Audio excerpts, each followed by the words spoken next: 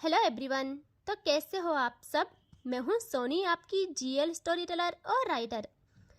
बिना किसी देरी के आएंगे सीधा स्टोरी पे। आज की एक जुनून का पार्ट 45। पिछले पार्ट से सीधे आगे चलेंगे। ओके। आज मेरी थोड़ी तबीयत ख़राब है, हो जाती है यार, और आवाज़ की भी लगी पड़ी है। इसीलिए मैं आज रिकॉर्ड नहीं कर पाई और सुबह को स्टोरी नहीं दे पाई, तो अभी दे रही हूँ। ओके। और कुछ भी होगा तो एडजस्ट कर लीजिएगा। और दिखाते हैं सोम्या को। वो क्लब में थी, फुल नशे में चली जाती है। उसके सामने उसका अतीत आने लगता है और सिया का चेहरा आ जाता है। वो मासूम चेहरा, वहाँ रोता हुआ। उसे खुद पे ना गुस्सा आता है कि कैसे कैसे उसने सिया को वहाँ लाने के लिए कहा, कैसे वो सिया को वहाँ लाई, और वो क्या करने जा रही थी उसके साथ, उसकी मासूमियत के साथ। और अगर अंधेरा होता और वो ना देख पाती सिया का चेहरा, तो वो क्या कर जाती उसके साथ। उसे ना खुद पे गुस्सा आ रहा था और पूरी तरह बेकाबू हो जाती है वो। और अब निकलती है वो वहाँ से बाहर, जहाँ कार में उसके गार्ड्स उसका वेट कर रहे थे। और वो अपनी गाड़ी में आते आते कहती है, मेरे घर पहुँचने से पहले वहाँ किसी को ले आना। और वह समझ जाते हैं। यहाँ सौम्या कार में बैठ के सीधा आती है अपने घर। और जैसे घर आती है और अपने रूम में चली जाती है और वहाँ सोफे में बैठ जाती है। वो जितना खुद को शांत करने का ट्राई कर रही थी, उतना ही उलझते जा रही थी। उसके हाथ पैर कांप रहे थे। वो पैर क्रॉस पोजीशन में रखे सोफे पे टिक के बैठती है और कुछ सोच रही थी। वैसे ही उसके हाथ पैर कांप रहे थे। उसके मन से वो ख्वाब नहीं जा रहे थे। वो सोचती है, मैं क्या करूं, कैसे कैसे मेरे अंदर का जानवर शांत होगा, कैसे मैं इसे सही करूं। तभी उसका डोर नॉक होता है और वह कहती है कम। और डोर खुलता है। वहाँ उसका असिस्टेंट था और उसके साथ 4 सुंदर सुशील कन्याएं। और सौम्या एकदम पलके उठा के देखती है चारों को।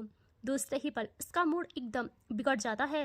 वो कहती, क्या बकवास है ये, मजाक चल रहा है यहाँ। वो कहता, बट मैम ये सबसे बेहतरीन है, देखो ना एक बार आप देखो तो सही। और ये देखो, वही है जो शायद आपको बहुत भाई थी। सौम्या कहती है, मैं परियोग को चखना तो चाहती हूँ, मगर कुछ इस तरह कि मेरे मुंह को उसका जायका ना लगे। बकवास बंद कर अपनी और निकल यहाँ से। वो कहते हैं, और मैम ये, वो कहते हैं, इन्हें भी ले जा अपने साथ। मेरे रूम तक आने वाली का भी एक लेवल होता है, और तुम लोग ना निकलो यहाँ से। और सब शॉक्ड। वो कहती है, मैंने बोला ना निकल जाओ, और पैसे तुम्हें मिल जाएंगे, निकलो यहाँ से बस। और वो वहाँ से चले जाते हैं। यहाँ वो खुद से कहती है, क्या हो गया है सौम्या तुम्हें, इस शहर में आते ही क्या हो जाता है तुम्हें। तुम्हें किसी पे नजरें तक नहीं टिका ना अच्छा लगता है यहाँ आके। तुम्हारी नजरें तक किसी पे नहीं टिक रही है। और इस फीलिंग्स को मैं जड़ से उखाड़ना चाहूँगी, मैं जड़ से उखाड़ फेंकूंगी। और मुझे पता है ये तेरा पागलपन कब शांत होगा और किस तरीके से शांत होगा। मेरा गुस्सा, मेरी आग किसी पे नहीं उतर रही है। मैं किसी को यहाँ आते ही ना, उसको यहाँ आना ही मुझे भा नहीं रहा है, मुझे गवारा नहीं हो रहा है। लेकिन और तभी उसके चेहरे पे शैतानी मुस्कान आ जाती है। वो कहती है, लेकिन मुझे पता है इसका इसका इलाज कौन है। और वो वहीं सोफे में सर टिकाए सो जाती है। और अब हमें दिखाते हैं नेक्स्ट डे, सुबह का सीन, जहाँ सौम्या अपने हॉल में बैठी थी और उसके सामने वकील थे। उनके हाथों में ढेरों फाइल्स थी। और सौम्या कहती है, मुझे जल्दी जल्दी बताओ कितने केस हमारे पेंडिंग चल रहे हैं, मैं सबको इस बारी पूरी तरह समाप्त कर डालूंगी। और हाँ, उस जमीन का क्या हुआ, अभी तक तुम्हें कोई खरीदार नहीं मिला क्या, या इस शहर में किसी की इतनी औकात नहीं है जो उसे खरीद सके। तभी उसका असिस्टेंट कहता है, मैम उसी का बारे में हम बताना चाहते थे आपको। उसके लिए मिस्टर सिंगानिया का असिस्टेंट हमारे पास आया था, अच्छी खासी रकम देने को तैयार है वो। यह काव्य जैसे सिंगानिया सुनती है, उसकी पकड़ सोफे पे बन जाती है और आंखों में अजीब तपिश भर जाती है। वो कहती है, सिंगानिया कौन। और वो एक फाइल रखता है सौम्या के आगे। और सौम्या जैसे उसे देखती है, उसके अंदर एक ऐसी आग पनप जाती है जो कभी बुझ गई थी और राख बन चुकी थी। और आज उस राख में बची एक छोटी चिंगारी को हवा मिल जाती है उस फाइल को देखते ही।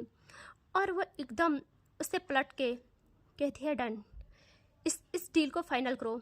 और हाँ, और वो देखती है अपने असिस्टेंट को और आंखों से इशारे करती है कि कुछ और, समझ रहे हो ना।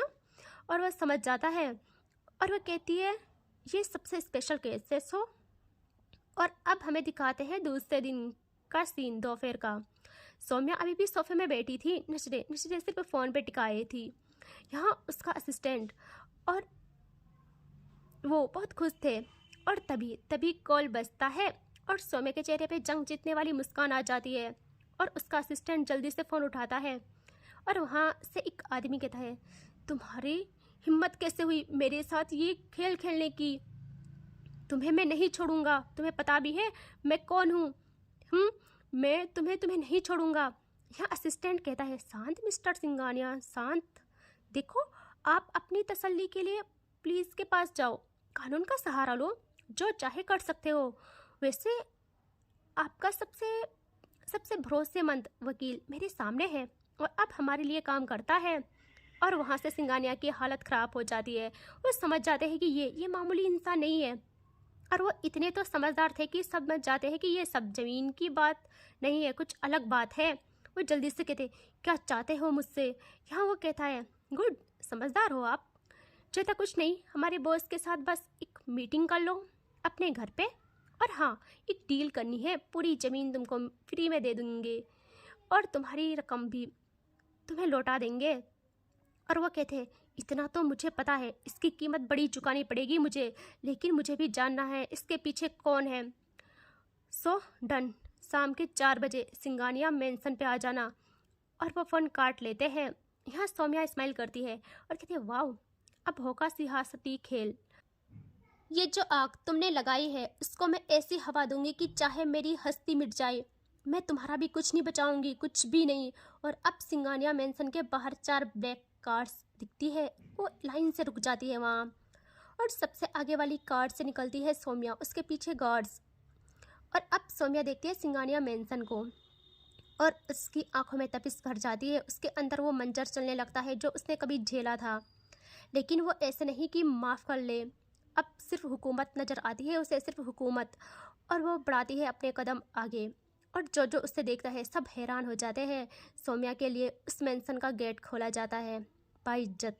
और अब शेर बढ़ता है आगे। सामने हॉल में खड़ा था एक शख्स सौम्या का इंतज़ार करते हुए, और जैसे डोर खुला उनकी नज़र पड़ी सौम्या पे सामने और उन्होंने सौम्या को देखा। भाई, उनकी दुनिया हिल गई, पैरों के नीचे से ज़मीन गायब। 5 साल पहले का जख्म हरा हो गया। मन में बस यही कि ये तूफ़ान तो मैंने 5 साल पहले रोक लिया था, अब सामने कैसे? लेकिन उन्हें क्या पता, वो तूफ़ान तबाही बन चुका था, तबाही। वो थे रिधि के पापा और उसके पापा के हाथों से जो उन्होंने एक फाइल पकड़ी थी ना, वो छूट जाती है और होठों से लफ्ज़ नहीं निकलते। और सौम्या बिल्कुल सामने आके बैठ जाती है सोफे पे बिना इजाज़त के, चेहरे पे जीरो एक्सप्रेशंस। और रिधि के पापा भी बैठ जाते हैं अब, और अब होता है आमना सामना दोनों का।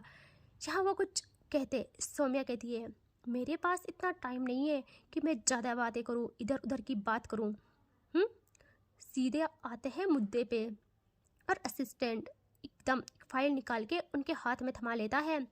यहाँ सौम्या कहती है, ऐसे मत देखो, डील करने के लिए आई हूँ मैं, मेरे साइन है इस पेपर पे, चाहो तो अपने लॉयर से चेक करवा लो। वो ज़मीन तुम्हारे नाम, वो भी 0 कॉस्ट के साथ। और हाँ, आपके जो पैसे लगे हैं उस डील में, लगभग आपकी आधे से ज़्यादा कमाई, पूरी ज़िंदगी कमाई है ना, अब तबाह हो चुकी है। आप सड़क पे आने वाले हो। हाँ, वो सब मैंने किया है, लेकिन मैं सब आपको लौटा दूंगी बिना 1 रुपये लिए। सारे डॉक्यूमेंट्स पे मैंने साइन कर लिए हैं। और वो सारी चीज़ें देखते हैं और एकदम सौम्या की आंखों में देखते हुए कहते हैं, इस मेहरबानी के बदले में मुझे क्या देना पड़ेगा? सौम्या ना एकदम सोफे पे सर टिकाए थी और वो अपना सर उठा के देखती है उन्हें, आंखों में आंखें डाल के, और कहती है, अपनी बेटी, मुझे तुम्हारी बेटी चाहिए। और उसका ये कहना था कि यहाँ रिधि के पापा एकदम उठ जाते हैं और गुस्से में वो फाइल सौम्या के मुंह पे मार देते हैं और सौम्या का मुंह साइड हो जाता है। और ये तमाचा उसके रुखसार पे नहीं, उसकी जुनून पे, उसकी रूह पे लग गया था और सौम्या की आंखों में आग उतर जाती है। यहाँ वो कहते हैं, दिखा दी ना अपनी औकात तुमने, अपनी असलियत, अपनी औकात दिखा दी तुमने। जा जा, जो करना है कर ले, गलती की तुझे 5 साल पहले जिंदा छोड़ने की, वो भी सिर्फ अपनी रिधि के कहने पे। लेकिन अब चाहे मेरा सब कुछ छीन लो तुम, मैं त्यागने को तैयार हूँ। मेरी रिधि की तरफ आंख उठा के भी देखा तो मैं तुम्हारा सब कुछ जला दूंगा। यह सौम्या के अंदर का जानवर उमड़ पड़ता है और वो गुस्से में जैसे उठती है, उसी पल सारे गार्ड्स रिधि के पापा को घेर लेते हैं, उन्हें पकड़ लेते हैं। Oh my God. और जो रिधि लोगों के गार्ड्स थे उन्हें वो पहले ही ठिकाने लगा चुके थे। सौम्या ने सब काम सफाई से कर लिया था, उसे पता था ये होने वाला है। और रिधि के पापा अगेन चिल्लाते हैं और कहते तुझे तुझे क्या लगता है तो ऐसी हरकतें करेगी और मैं तुझे छोड़ दूंगा। यहाँ सौम्या अपने गाल पे हाथ रखती है और देखती है सीढ़ियों की तरफ ऊपर और अपने कदम अब बढ़ाती है वो ऊपर की तरफ। भाई क्या था ये। और रिधि के पापा इतना चिल्लाते हैं जब वो सौम्या को रिधि के रूम की तरफ ज़्यादा देखते हैं। और यहाँ रिधि के भाई और माँ घर नहीं थे, वो लोग ना उसकी माँ ना अपने मायके गई थी अपने बच्चे के साथ। रिधि की कल ही तो फ्लाइट थी लौटने की, तो आज उनकी फ्लाइट थी वापसी की। और यहाँ सौम्या आने लगती है रिधि के रूम की तरफ और अब हमें दिखाते हैं रिधि को जो कि अपने रूम में बैठी थी और उसके पास अभी भी सौम्या की तस्वीर थी। वो उसे बहुत शिद्दत से याद करती है और उसे गले लगा लेती है। उस तस्वीर को देख के कहती है यहाँ जब से मैं आई हूँ तब से मेरा दिल मेरे पास में नहीं रहा है। वहाँ फिर भी थोड़ी नींद आ जाती थी, थोड़ा चैन पड़ जाता था, लेकिन कल से मेरा दिल पता नहीं क्यों इतना बेचैन हो रखा है। इस शहर में आते ही तुम्हारा ख्याल मेरे जहन को और अजियत दे रहा है। या तो मुक्ति दे दो मुझे इस दर्द से, या तो मेरे पास लौट आओ। आ जाओ प्लीज़ आ जाओ। मैं मानती हूँ इस ताल्लुक में बर्बादी के सिवा कुछ नहीं रखा है, लेकिन मुझे बर्बाद होना मंजूर है। बस लौट आओ तुम। और वह देखती है ऊपर भगवान जी को याद करके और सौम्या की तस्वीर को अपने सीने से लगाई कहती है मेरे सर में दर्द और आँखों में नमी रहने लगी है, कुछ इस कदर मेरी धड़कनों में सांसों की कमी रहने लगी है। पता नहीं कब जिस्म से रूह और आँखों के आंसू जमीन के तले लग जाए। उससे कह दो ना एक बार आके वो मेरे गले लग जाए। दिन और रात बस जुबान पे एक बात आने लगी है, मुझे हद से ज़्यादा अब उसकी याद सताने लगी है। अब मुझे हद से ज़्यादा उसकी याद सताने लगी है। और उसका इतना कहना था कि यहाँ उसका डोर एक लात में टूट जाता है। और इतनी तेज आवाज़ हुई थी कि रिधि की आंखें एक पल में खुल गई थी। कुछ पलों के लिए वो डर गई थी, सहम गई थी और एकदम देखती है डोर की तरफ और वहाँ थी सौम्या। भाई देख रहे हो 5 साल बाद तूफान टकराएंगे आपस में। और रिधि शॉक्ड, उसे यकीन नहीं आता, उसे लगता है ये उसका भ्रम है। और वो धीरे धीरे खड़ी उठती है और सौम्या उसने जैसे इतने सालों बाद अपने मुकद्दर को देखा था, अपने जुनून को देखा था, उसका पत्थर दिल अपनी हदें भूल जाता है और जो दायरा सौम्या ने बना के रखा था वो उसे लांग लेता है। उसने जीवन में पहली बार किसी को इतनी कदर चाहा था, वो उसके सामने थी। आज उसकी चाहत उसके सामने थी, लेकिन सौम्या पे उसका ईगो, उसका गुरूर और उसका शैतान हावी होने लगता है। प्यार कहीं समट के रह जाता है।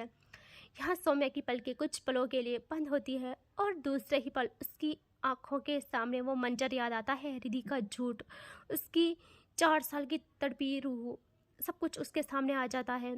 और जो दिल अभी धड़कना शुरू हुआ ही था कि सौम्या का शैतान उसे काबू कर लेता है और वो बढ़ती है अंदर रिधि की तरफ और रिधि उसकी तरफ।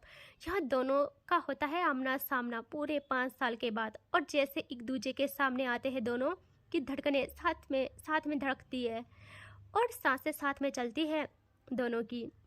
और दोनों की आंखें एक दूजे की आंखों में ही जम जाते हैं। एक दूजे के लिए दोनों की आंखें लाल थी, रिधि की आंसुओं के चलते और सौम्या का गुस्सा और नफरत के चलते लाल थी।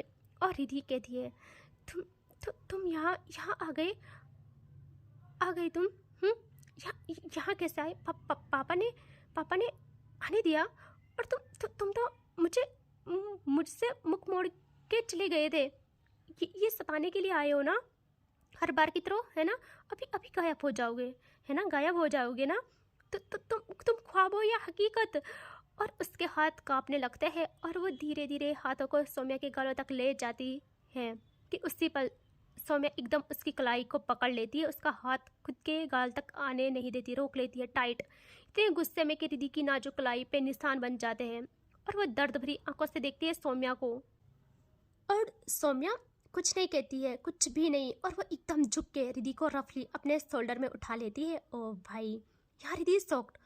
वो कहती क्या कर रहे हो तुम, क्या कर रहे हो, नीचे उतारो मुझे। और रिधि को एहसास हो जाता है कि जिस तबाही की दुआ वो सुबह शाम कर रही थी, हर पल कर रही थी, वो आ चुकी है, वो लौट चुकी है। और यहाँ सौम्या उसे ऐसे ही उठाए ले आने लगते हैं सीढ़ियों से नीचे। और सब शॉक्ड, सबके सब शॉक्ड। रिधि के पापा की आंखों में आंसू आ जाते हैं और वो अपनी नजरें हटा लेते हैं। कौन बाप ऐसे देखेगा यार। और पूरी एनर्जी लगाते हैं, बट गार्ड्स उन्हें नहीं छोड़ते। और रिधि बहुत मारती है सौम्या के पीठ पे, और उसे अब गुस्सा भी आता है। सौम्या बिल्कुल नहीं रुकती, वो एकदम उसके मेंशन से बाहर निकल जाती है। रिधि को सीधा अपनी जीप में बिठा लेती है गुस्से में, और खुद वहाँ बैठ के रिधि का हाथ रफली पकड़ती है और दूसरे हाथ से जीप स्टार्ट करती है और वहाँ से गायब। उसके पीछे 2 गार्ड्स की कार उन्हें प्रोटेक्ट करते हुए आते हैं। यार रिधि के पापा इतना चिल्लाते हैं कि उनकी हालत बयां करने लायक नहीं थी। तभी सौम्या का असिस्टेंट कहता है, आप टेंशन ना ले सिंगानिया, कुछ भी नहीं करेंगी वो आपकी बेटी को। ये वही है ना जिनके लिए हमारी मैम पूरे 4 सालों तक पागल बनी रही। कोई इतना पागल कैसे हो सकता है किसी के लिए। और ये एक्शन सिर्फ उन्होंने गुस्से में लिया है, बाकी आप फिक्र मत कीजिए, वो उन्हें कुछ नहीं होने देंगी। आप ये बड़ी बातें जानते हो। और वो उस फाइल को ना समेट के उनको देता है और कहता है, आपका सारा चीज़, आपकी सारी चीज़ें आपके नाम कर ली है, आपको लौटा ली है। और वो जब समझते हैं सौम्या लोग काफ़ी दूर चले गए, वो उन्हें छोड़ देते हैं। और रिधि के पापा ऐसे कैसे बैठ सकते थे चुप। वो अपनी सारी पावर्स का इस्तेमाल करते हैं सौम्या से बदला लेने के लिए। और यहाँ रास्ते में रिधि सौम्या से कहती है, मेरा हाथ छोड़ो, मेरा हाथ छोड़ो तुम। सौम्या ने 20 सेकंड रिधि को नहीं देखा था, ना उसका हाथ छोड़ा था, नजरें सामने सड़क पे। और रिधि बहुत चिल्लाती है, कहती है, मेरा हाथ छोड़ो, पागल हो गए हो क्या, इतने टाइम बाद लौटे हो, ऐसा नहीं कि बात कर लो, और ये जंगली पना तुम्हारा, तुम मेरा हाथ छोड़ो। और ये सब क्या है, गार्ड्स, गाड़ी, सब सब सब क्या है। अगर मेरे पापा को कुछ भी किया तुमने तो मैं तुम्हें नहीं छोड़ूंगी। सौम्या उसे देखती भी नहीं, और अब रुकते हैं सीधे गाड़ी उसके घर पे। और रिधि देखती है और कहती है, ये कहाँ ले आए हो तुम मुझे, हम कहाँ आए, किसके घर आए हैं, कहाँ ले आए हो तुम मुझे। सौम्या अभी भी कुछ नहीं कहती और उसे उतार के अगेन रिधि को सेम पकड़ती है अपने शोल्डर में और अंदर ले आने लगती है। जैसे सौम्या ने अंदर कदम रखे थे, सारे गार्ड्स सर झुका लेते हैं, सारे सर्वेंट एंड ऑल। और रिधि बस देखती रह जाती है और सौम्या उसे सीधे ले जाती है अपने रूम में एंड बेड में डाल लेती है। और वहाँ से जाने को होती है कि रिधि एकदम उसके सामने आके उसको उसके कॉलर से ग्रेप करती है और कहती, क्या है ये सब, बताओ मुझे, क्या है ये सब, तुम्हारा जंगलीपना वक्त के साथ साथ और बढ़ गया क्या। इसी पागल के लिए मैं इतनी दुआ करती थी, आज दुआ पूरी हुई तो तुम्हारा ये रूप मिला मुझे। ऐसा मत समझना मुझे कि मैं तुम्हारे हाथों की कठपुतली हूँ, कहीं भी मुझे कैद कर लोगी। मैं तुम्हें सांस लेना तक दुश्वार कर दूंगी, जैसे मैं तड़पूंगी तुम्हें भी चैन से नहीं रहने दूंगी, समझे तुम। यहाँ अब सौम्या के लफ्ज खुलते हैं, उसके होंठ खुलते हैं एकदम। वो ना उसकी जो को पकड़ती है और कहती है, जो करना है कर ले जाके, अब तेरी सांसें भी मेरे इशारों में चलेंगी। जितना मैंने सहा है मैं तुम्हारे नस नस में उस दर्द को उतारूंगी। मेरा प्यार, मेरा पागलपन, मेरा जुनून देखा है ना तुमने, देखा है ना सब अपने लिए। अब मेरी नफरत देखना, सुना तुमने, अब मेरा बदला, मेरा गुस्सा, मेरी नफरत देखना तुम। उस दिन बोला था मैंने कि तेरे जुल्म की हर एक बात याद रखूंगी। यह मत समझना हम बदला नहीं लेते। और यहाँ की ना, क्या ही बोलूँ, यहाँ वो ना रिधि एकदम उसका कॉलर पकड़ के कहती है, ये रास्ता हम दोनों ने साथ में चुना था, तूने भी बोला था कि अब वापसी मुमकिन नहीं। मैंने 1000 बार बोला था कि दूर रह मुझसे, मैं तबाह कर दूंगी तुझे। तूने खुद ये रास्ता चुना है, समझे। मैंने 50 बारी बोला था कि दूर रहो मुझसे, दूर रहो। यहाँ सौम्या को पता नहीं क्या होता है, वो कहती है, हाँ तुमने बोला था, और मैंने भी ये बोला था कि अगर मैं तड़पी तो तुम्हें भी तड़पाऊंगी, मैं जलूंगी तो इसकी लपटें तुम्हें भी घेर लेंगी, मेरी सांसें अजाब बनेंगी तो तुम्हारी भी कुछ अच्छी नहीं रहेंगी, तुम भी कुछ अच्छे से नहीं जी पाओगी। मुझे बर्दाश्त था सब कुछ, तुम कुछ भी करती मुझे बर्दाश्त था, लेकिन इश्क में धोखा नहीं, वो भी किसी और के लिए सजी सवरी तुम। मुझे ये चीज़ खलती है। और वहाँ पार्टी करने में बिजी रही तुम। ये मुझे जीने नहीं देती, ये बात मुझे जीने नहीं देती। ये बात मैं इतनी आसानी से नहीं भूलूंगी। आज से तुम आखिरी सांस तक मेरे साथ मेरे कमरे में रहोगी। यही दुनिया बना ले अपनी अब, समझी तू। और रिधि को इतना गुस्सा आता है, वो एक जोरदार थप्पड़ मारती है सौम्या को। उसका गाल साइड हो जाता है और कहती क्या अचाब बनाओगे मेरी ज़िंदगी को। मेरी ज़िंदगी अचाब बना बैठे थे तुम 5 साल पहले, समझे। लेकिन मैं रिधि हूँ, तुम्हें नहीं पता। इस खेल में दोनों ना जिंदा रहेंगे ना मरेंगे। अब मैं तुम्हें बताऊंगी कि ज़िंदगी अचाब बनना कहते किसे कहते हैं, समझे तुम। तुम्हारी आंखों में देख के मुझे भी पता चल गया है, ये जो 5 साल पहले की लगाई आग है, ये तुम्हारे सांसों के थमने तक तुम्हें नहीं छोड़ेंगी और ना मुझे छोड़ेंगी। और सौम्या ना कुछ नहीं कहती, वो बस खुद को शांत करने की कोशिश करती है और वहाँ से बाहर निकल जाती है और डोर एकदम बंद करके बाहर से लॉक कर देती है।